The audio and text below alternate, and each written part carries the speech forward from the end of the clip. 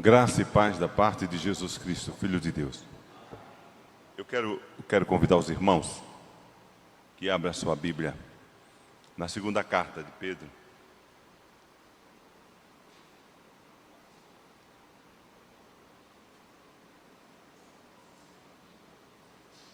Capítulo 2.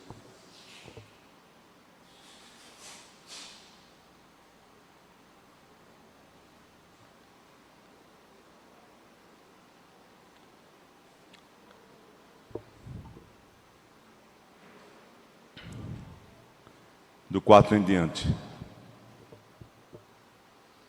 Diz assim o texto sagrado: Ora, se Deus não poupou anjos quando pecaram, antes precipitando-os no inferno, os entregou a abismos de trevas, reservando-os para juízo.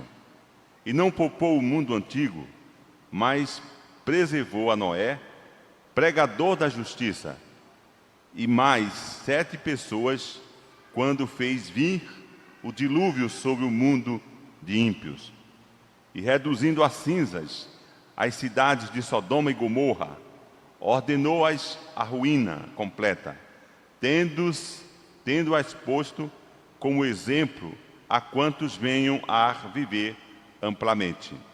E livrou Jó, o justo, e livrou o justo Ló, afligido pelo procedimento libertino daqueles que insubordinados, porque este justo, pelo que via e ouvia, quando habitava entre eles, atormentava a sua alma justa, cada dia por causa das obras iníquas daqueles. É porque o Senhor sabe livrar da provação os piedosos e reservar sob castigo os injustos para o dia do juízo.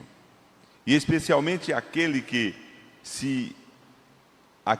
segundo a carne, andam em imundícia, paixões e menosprezam qualquer governo, atrevidos, arrogantes, não temem, difamam autoridades superiores. Ao passo que anjos, embora maiores em força e poder, não proferem contra elas juízo infamante na presença do Senhor. Que Deus aplique a sua palavra aos nossos corações. Irmão, nós estamos tentando expor o livro de Pedro. Então, existem assuntos, quando nós fazemos esse tipo de pregação, que é meio indigesto. Mas se nós nos propomos a fazer isso, nós temos que arcar com essa responsabilidade. O apóstolo Pedro faz uma transição da veracidade das Escrituras para as falsidades dos mestres enganosos. Os falsos profetas alegavam dolosamente ser profetas ou profetizavam coisas falsas.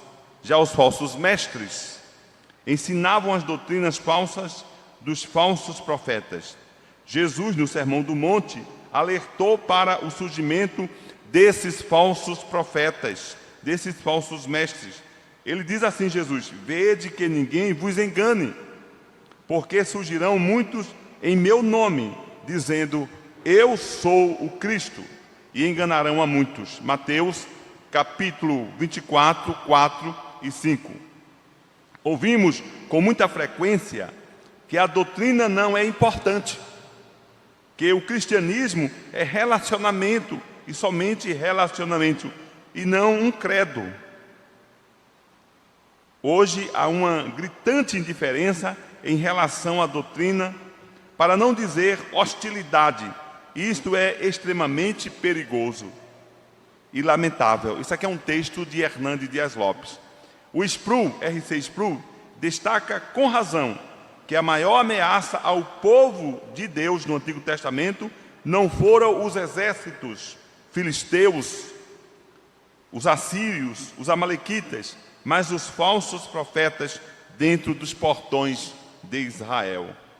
Então, o Hernandes, Dr. Hernandes Dias Lopes, ele faz, dentro do texto de 2 Pedro, ele traz à memória que o povo de Deus não é destruído de fora para dentro, mas é de dentro para fora, geralmente. Porque se vem de fora e o povo está com a palavra, e o povo está com Deus, quem é o protetor do povo? O próprio Deus. Contudo, amados irmãos, quando nós olhamos para a história de Israel, nós vemos que os assírios tomaram Israel como capital Samaria, porque Israel nunca teve um rei que prestasse. Os profetas se desviaram e os sacerdotes também se desviaram. E Deus trouxe juízo a Israel, capital Samaria. 100 anos depois, Deus disciplinou Judá, capital Jerusalém. Por quê? Porque o povo não ouvia, não atendia, não respeitava a palavra de Deus. Neste momento que Israel estava prestes a ser exilado, quem estava lá profetizando? Quem estava lá ensinando? Quem estava lá falando? O profeta Jeremias. As pessoas não ouviam, não davam créditos ao profeta Jeremias. E Jeremias era chorão, ele chorava, ele lamentava pela rebeldia do povo. E ele dizia que Deus ia levar o Israel, o Judá, para a Babilônia. E o profeta dizia que o povo precisava se arrepender. Mas tinha outros profetas que falavam que não ia acontecer nada disso. E as pessoas, obviamente a maioria das pessoas, preferiram ouvir o falso profeta. E o profeta Jeremias ficou à parte, sendo perseguido pelo rei. E aí os irmãos sabem o que aconteceu. O Abacuque também recebeu de Deus ele teve uma conversa com Deus muito íntima, quando Deus diz: eu vou levantar a Babilônia, eu vou levantar a Babilônia para disciplinar vocês. E Deus, no livro de Abacuque, fala a causa, e a causa era interna. Então, amados irmãos, veja que a igreja, ela sofre com a questão do falso mestre, do falso profeta, dos falsos pastores. Vimos que os falsos mestres, irmãos, é uma retrospectiva da pregação da semana passada. Vimos que os falsos mestres vimos o que eles eram e faziam, inclusive o que eles fazem hoje. Em primeiro lugar, os falsos mestres são promotores de falsas doutrinas. Capítulo 2, versículo 1. Os irmãos mantenham a Bíblia aberta. Capítulo 2, versículo 1. Assim como no meio do povo surgiram falsos profetas, assim também haverá entre vós falsos mestres, que os quais introduzirão dissimuladamente heresias destruidoras, até ao ponto de renegarem o soberano Senhor, que os resgatou, trazendo sobre si mesmas repentina destruição. Segundo, os falsos mestres são promotores de uma falsa conduta. Capítulo 2, versículo 2. E muitos seguirão as suas práticas libertinas, e por causa delas será difamado o caminho da verdade. Assim diz o texto sagrado. A teologia é mãe da ética, a conduta é filha da doutrina. Aquilo em que uma pessoa crer determina o que ela faz. Porque os falsos mestres pregavam uma falsa doutrina, viviam uma falsa vida. Essas práticas libertinas eram ensinadas e seguidas. E por causa do seu falso discipulado, o evangelho era maculado e o caminho da verdade era infamado. Na Europa, a teologia liberal adentrou de forma que estraçalhou a Europa, acabou com a Europa cristã. Ontem eu estava assistindo o doutor Augusto Nicodemos, dizendo que, ele falando sobre ansiedade, ele disse que sofreu muito na Europa, quando ele foi fazer teologia, fazer o doutorado em teologia em Amsterdã, na Holanda, e ele disse que a teologia liberal, ele disse que quase, ele fala isso em um livro, e ele fala isso em depoimento, ele disse que quase desviou. Aí eu vi um presbiteriano dizer assim: eu me ajoelhei e clamei a Deus, Senhor, tenha compaixão de mim, por conta de um estudo que ele estava fazendo para seu doutorado com a teologia liberal. O que foi que a teologia liberal fez? Estraçalhou a Europa, acabou com a Europa. A igreja da Europa é minúscula em comparação à igreja latina. Por quê? Porque foi a teologia liberal. Mas teve um começo: os falsos mestres, os falsos doutores, os falsos filósofos, amados irmãos. E por um motivo a igreja permitiu, os bons, os pastores permitiram que tal teologia adentrasse na igreja. E até hoje, amados irmãos, essa teologia, ela está viva e ela está agindo em meio à igreja. E a igreja, eu penso que ela passa muito mais perigo, porque a igreja, ela tem facilidade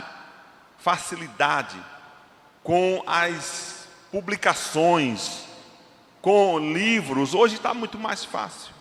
E é preciso nós, cada um de nós, ensinarmos, aprendermos, ensinarmos uns aos outros, pastorearmos uns aos outros, para não sermos solapados pelos falsos mestres, pela falsa doutrina. Na teologia liberal, Jesus não andou por cima da água. Na teologia liberal, Jesus não transformou água em vinho. Na teologia liberal, Jesus não ressuscitou Lázaro. Tudo aquilo é uma paráfrase. O livro não é científico. O livro, para a teologia liberal, não tem poder histórico, mas é um poder de metáfora.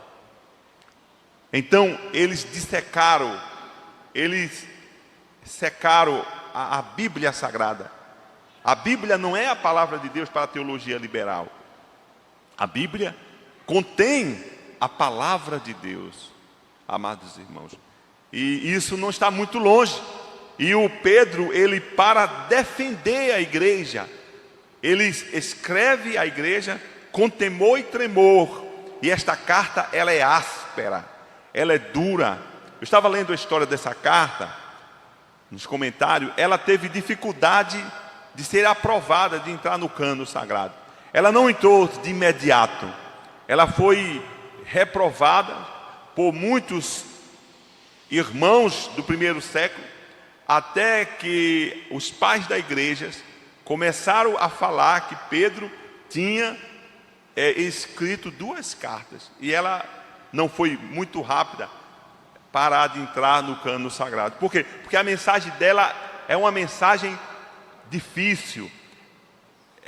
Inclusive os próprios teólogos falam que ela é uma mensagem difícil de ser ingerida, né? Porque o Pedro, ele busca no Velho Testamento, por isso é que ele diz: a palavra de Deus é inspirada, toda a profecia é inspirada. E observem, amados irmãos, que Pedro utiliza de que, amados irmãos, de forma muito clara, do Velho Testamento, onde ele embasa a sua argumentação para a verdade do que Deus pode fazer com aqueles que são desobedientes.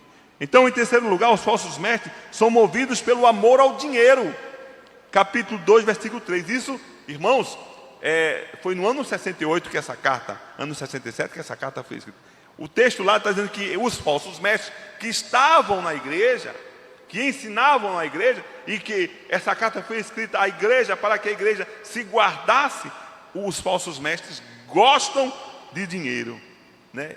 Gostam de forma exagerada de dinheiro.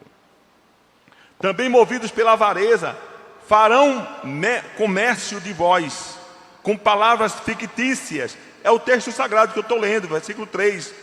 Tanto a falsa teologia como a falsa moralidade dos mestres enganosos eram governadas pela avareza. A palavra avareza é a tradução do vocábulo grego plenoxia, significa o desejo de possuir mais. Quanto mais o cara tem, mais ele quer mais. Quanto mais ele tem, mais ele acha pouco. Ele quer mais, mais, mais e mais, a ponto de tornar-se bilionário. E aí se pergunta: de onde vem o seu dinheiro? Você que é bilionário. Ele diz: dos dízimos e das ofertas dos irmãos. Irmãos, isso é coisa grave. Irmãos, isso acontece, isso é comum nos nossos dias. As ovelhas são tostadas, ovelha, irmãos, ela produz lã, são tosquiadas, né, de forma criminosa para o bem dos falsos mestres. Será que isso acontece em nossos dias? Bom, não é coincidência, é a Bíblia, a palavra de Deus. Agora, irmãos amados, é uma coisa interessante. O Pedro já escreve sobre os falsos mestres e ele fala sobre a questão monetária. Agora, 2000 anos da igreja, hoje nós temos pessoas que são bilionárias. Eu falo bem forte, né? Bilionárias com o dinheiro da igreja. Irmãos amados, as ovelhas, de forma ignorantes, também querendo ganhar, ou querendo, porque o que é que os falsos mestres falam, irmão? Eles apresentam um Deus que, dizendo que é o da Bíblia, mas não é o Deus da Bíblia. Ele fala de Deus o que Deus não falou. Eles enganam as pessoas, e as pessoas pensam que estão servindo a Deus, quando na verdade elas estão servindo a Mamon. Porque o falso mestre, irmão, não vai pregar de forma clara o satanismo, porque só existem dois lados: Deus e o diabo, o certo e o errado. Eles pregam de forma camuflada, porque aí é que é para se enganar. Quando se prega de forma camuflada, nós temos dificuldade de discernir meia verdade e meia mentira, e as pessoas pegam o seu tudo e levam para a igreja. Olha, traga o seu tudo. Aí pessoas pegam 13º, leva para a igreja, pegam casas, vende da igreja, o seu tudo, relógio, pulseira, anel, tudo. E as ovelhas ficam como se fosse uma loteria, dizendo aquilo que Deus não disse. O que os falsos mestres fazem isso. Somente discernimento, amados irmãos, para tal questão. Em quarto lugar, colherão os frutos amargos da sua semeadura insensatas. Capítulo 2, versículo 3, parte B. Para eles, o juízo lavrado a longo tempo não tarda, e a sua destruição não dorme. Os falsos mestres podem até prosperar por algum tempo, mas não por todo o tempo. Pode até enganar muitos por longo tempo, mas o juízo um dia os alcançará. Sua destruição já está lavrada pelo próprio Deus, e esse dia em breve chegará. A semelhança foi pronunciada contra os falsos profetas faz muito tempo. O Antigo Testamento dá a conhecer a sua condenação. Deuteronômio capítulo 3, de 1 a 5. Deus tem zelo por sua palavra e pelo seu povo. Aquele que lançar na medida a obra de torcer a verdade e usam a mentira para viver uma vida subterrânea e desgradada, ao mesmo tempo que exploram os fiéis, esses não ficarão impunes. Esses não ficarão impunes. Amados, essa parte foi uma retrospectiva do texto sagrado. Eu vou pregar duas partes e à noite, se Deus quiser, eu prossigo. Continuando, amados irmãos, Pedro, além de anunciar a destruição certa dos falsos mestres, também exemplificou que argumentou Pedro usou para falar sobre a repentina destruição dos falsos profetas. Ele recorreu à palavra de Deus, a qual ele defende como inspiradas por Deus. Então Pedro, para argumentar o que acontecerá com os falsos mestres, com a falsa doutrina, com o falso ensinamento, ele se valeu do sagrado texto, do Antigo Testamento. Em primeiro lugar, capítulo 2, versículo 4. Deus julgou os anjos. Veja o que o texto diz. Ora, se Deus não poupou anjos, quando pecaram, antes precipitou-os no inferno, os entregou ao abismo de trevas, reservando-os para o juízo. Houve uma rebelião no céu e uma queda no mundo angelical. Isaías capítulo 14, 12 e 15, Ezequiel 28, 11 e 19. O anjo de luz transformou-se em Satanás, que arrastou consigo uma terça parte dos anjos. Apocalipse capítulo 12, versículo 4. Estes se tornaram demônios, os quais foram precipitados no inferno, um lugar de trevas, onde aguardam o juízo de Deus. Amados, a palavra inferno aqui é a tradução do vocábulo grego, tártaro. Esta palavra só aparece neste ponto em todo o Novo Testamento. O teólogo Michel Grins diz que a mitologia grega era o lugar de castigo para os espíritos dos falecidos, muito ímpios, especialmente os deuses rebeldes, como Tártaro. Assim como Paulo podia citar um vocábulo apropriado do poeta pagão Arauto, Atos 17, 28, também Pedro podia fazer uso da linguagem figurada homérica. Então Pedro usa essa linguagem figurada, mostrando que os demônios foram lançados no inferno e que na língua grega chama-se Tártaro, lugar onde se colocava os mortos. O teólogo Kirsten Marques diz que os anjos perversos continuam no inferno, aguardando o julgamento de Deus. Isso não significa que serão libertos no dia do julgamento. Certamente não serão. As advertências estão sendo coletadas de modo que Deus possa proferir o veredito naquele dia temível, no qual eles serão atormentados de dia e de noite pelos séculos dos séculos. O argumento de Pedro vai do maior para o menor. Apocalipse capítulo 20, versículo 10.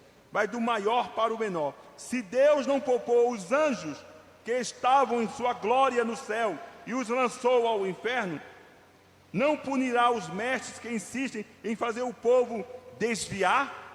Esta pergunta jaz a sua própria resposta. Então, se Deus não poupou os anjos, é o que Pedro quer mostrar. Se Deus não poupou anjos, quanto mais o ser humano, quanto mais os homens.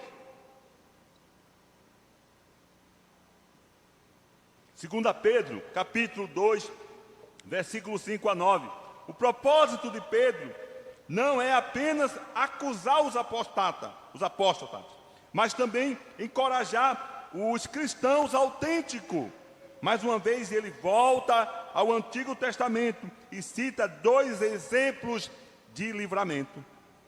Veja que Pedro, para embasar o argumento da justiça divina, ele vai para o Velho Testamento mostrando quem é esse Deus irado. Em segundo lugar, Deus julgou o mundo pré-diluviano. Capítulo 2, versículo 5, está escrito. Os irmãos observem. E não poupou o mundo antigo, mas preservou a Noé, pregador da justiça, e mais 7 pessoas, quando fez vir o dilúvio sobre o mundo dos ímpios. Pedro apresenta em segundo exemplo do juízo de Deus. Ele julgou aquela perversa geração antediluviana, inundando a terra com o dilúvio, ao mesmo tempo que poupou Noé e sua família. Noé, no versículo 5, esse homem de fé experimentou o livramento duplo. Veja, amados irmãos, que em meio à condição de Noé, em meio onde ele vivia, Deus o poupou, porque Deus faz distinção entre o justo e o injusto. Nós não seremos julgados de igual modo, porque Deus é um Deus justo. Primeiro, Deus livrou da contaminação do mundo ao seu redor. Durante 120 anos, Noé proclamou: fielmente a palavra de Deus. Há pessoas que se recusavam a crer nessa verdade. Ele e sua família estavam cercados de trevas morais e espirituais, e no entanto tiveram o cuidado de fazer sua luz continuar brilhando. Deus não protegeu Noé e sua família, isolando-os do mundo, mas permitindo que se mantivessem puros em meio à corrupção. Noé estava lá, no meio da corrupção, porque ele vivia numa sociedade totalmente corrupta, mas ele não utilizou-se daqueles pensamentos, daquele modo de vida, porque ele era um homem justo. Então Deus não o livrou, Deus não colocou ele em um convento, né? Conventos são de freiras, e tem convento agostiniano também, para os homens. Deus não fez um convento, olha, Noé, fique aqui, porque aqui você vai se livrar. Não, ele estava lá no meio do povo, ele era um cidadão de Sodoma e Gomorra, mas Sodoma e Gomorra não estava, aliás, naquela geração, aquela geração não estava dentro dele. Sodoma e Gomorra é um outro caso. Então, amados irmãos, veja como Deus livrou os seus. Veja o que o texto diz: por meio de Jesus Cristo, nós também livramos-nos da corrupção das paixões que há no mundo. 1 Pedro capítulo 1, versículo 4. Cristo pediu ao Pai Celestial: não peço que os tire do mundo, e sim que os guarde do mal. João capítulo 17, versículo 5. Podemos imaginar Noé e a esposa criando uma família no meio de um mundo tão perverso que era impossível terem amigos crentes. No entanto, Deus providenciou para os filhos de Noé esposas que vieram a crer no Deus vivo e guardou seu lar da contaminação do mundo. Então, nós estamos onde, irmãos? Nós estamos em um mundo semelhante ao mundo de Noé. Pelo amor de Deus. Eu estava vendo essa semana a lista de mulheres e de homens que é casado com homem, homens que é casado com homem, homem que é casado com homem, homem que é casado com mulher que é casado com mulher. Eu digo, meu Deus, essa lista não acaba não, meu Deus do céu. E pessoas que estão em nossa casa falando, transmitindo suas ideias através das novelas, das séries. Homem com homem, mulher com mulher, homem com mulher. E a igreja está aqui. E a igreja tem que se guardar dessa contaminação. E está ficando comum. E era o que acontecia na época de Noé. E perversidade, e criminalidade, e idolatria. Nós estamos neste mundo, mesmo mundo. E o nosso irmão Pedro utiliza dessa história da Sagrada Escritura, mostrando que é verídica, como o mundo estava. A igreja tem que se guardar, e os falsos precisam entender que há um Deus no céu, que Ele cobra, e Ele cobra não caro, mas cobra o preço justo. Mas Deus também livrou Noé e a sua família do julgamento do mundo. As águas do dilúvio que trouxeram a condenação serviram apenas para elevar Noé e sua família acima do julgamento. Permaneceram a salvos dentro da arca segura. Em sua primeira epístola, Pedro viu na arca um tipo de salvação em Jesus Cristo. 1 Pedro 3, 20 e 22. O mundo foi, por assim dizer, sepultado no batismo do dilúvio, mas Noé foi elevado em retrato da sua ressurreição e salvação. Sem dúvida, amados irmãos, Pedro está garantindo aos seus leitores que estarão a salvo quando o grande dia do julgamento vier. Tem gente que tem medo de ler o Apocalipse.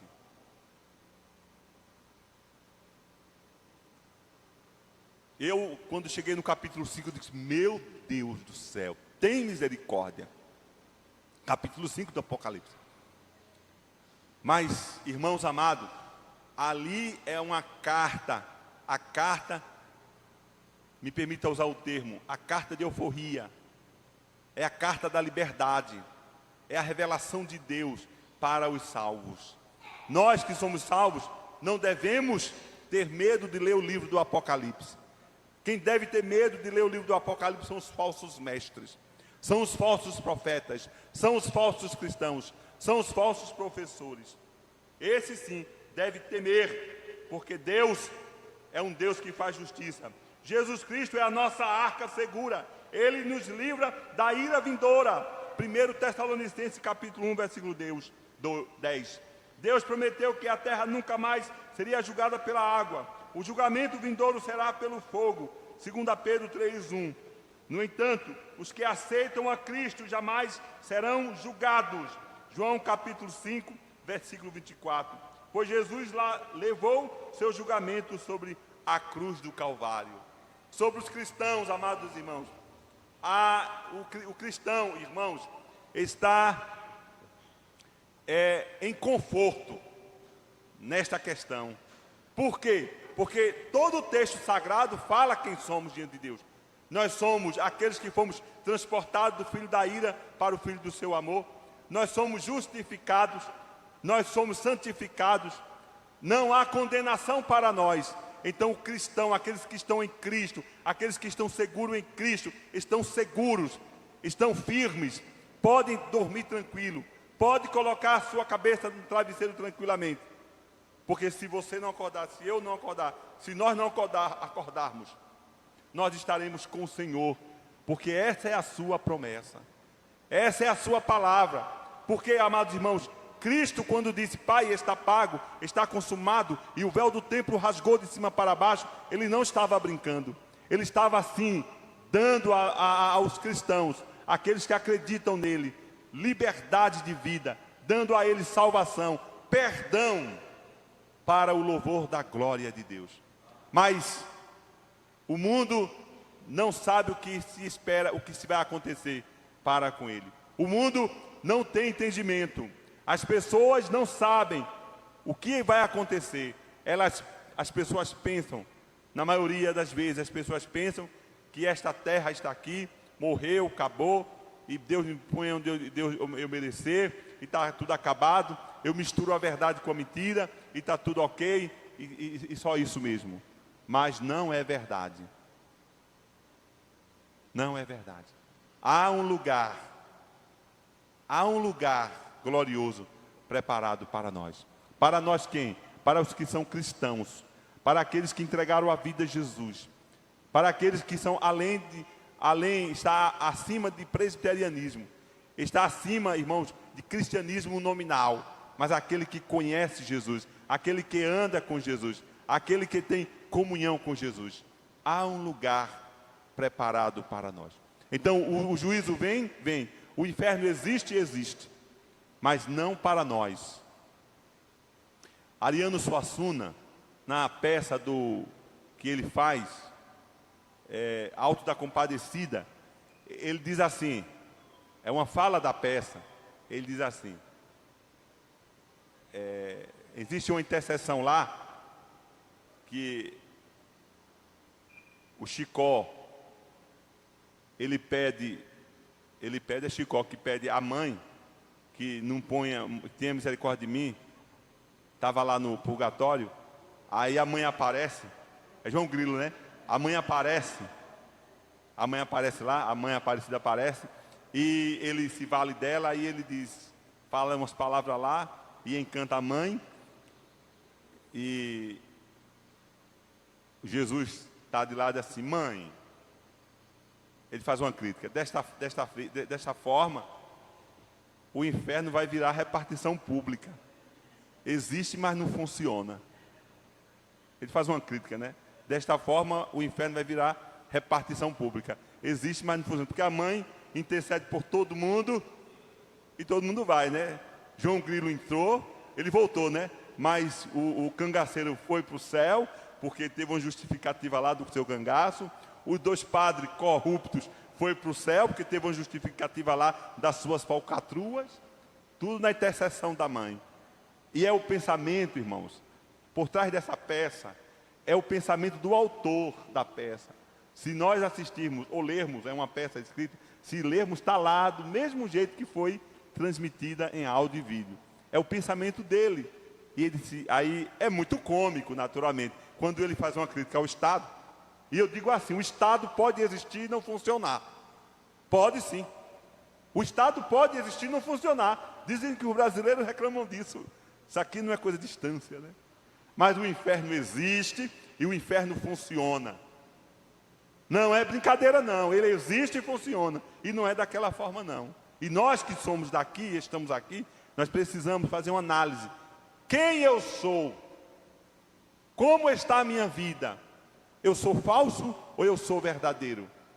Eu faço parte ou não faço parte? E cada um responda diante de Deus para o louvor da glória do mesmo, do Todo-Poderoso, em nome de Jesus. Que Deus nos abençoe e nós continuaremos pela noite, em nome de Jesus. Amém.